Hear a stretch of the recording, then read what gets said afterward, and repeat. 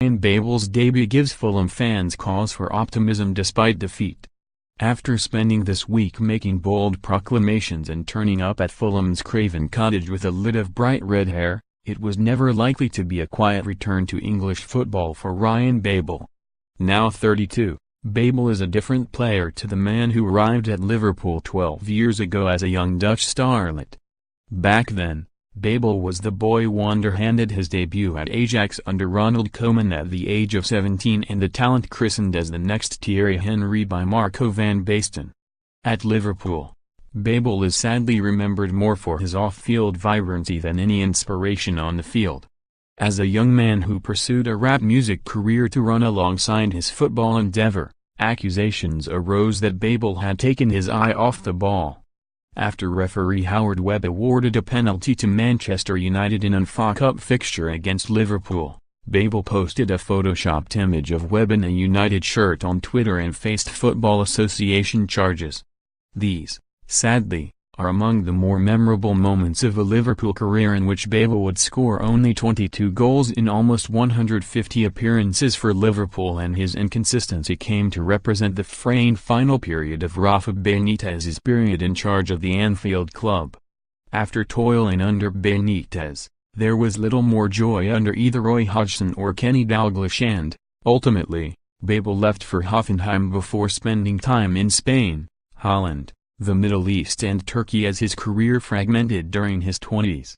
To many, it was a surprise when Fulham took a chance on the Dutchman as they secured his signature from Besiktas earlier this week.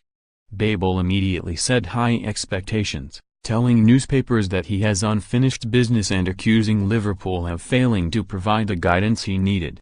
Arriving as a green 20-year-old, Babel had previously been living with his parents in Holland and never before had he traveled abroad. Certainly, matters did not pan out as hoped when Babel declared that Benitez would be the ideal father-in-law upon signing for the club. Having talked a good game in the build-up, Babel needed to play one too.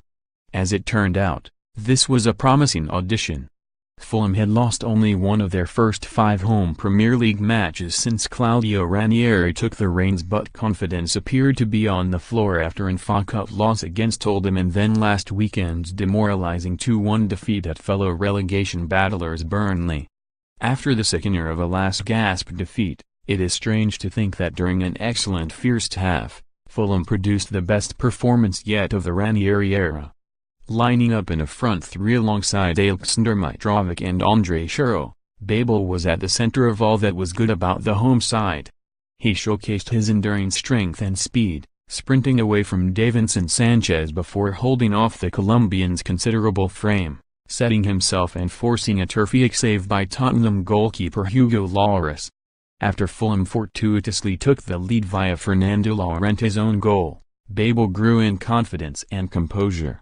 He passed up a splendid chance to double Fulham's lead, heading wide when well placed in front of goal, and he then miscontrolled when found in space inside the penalty area.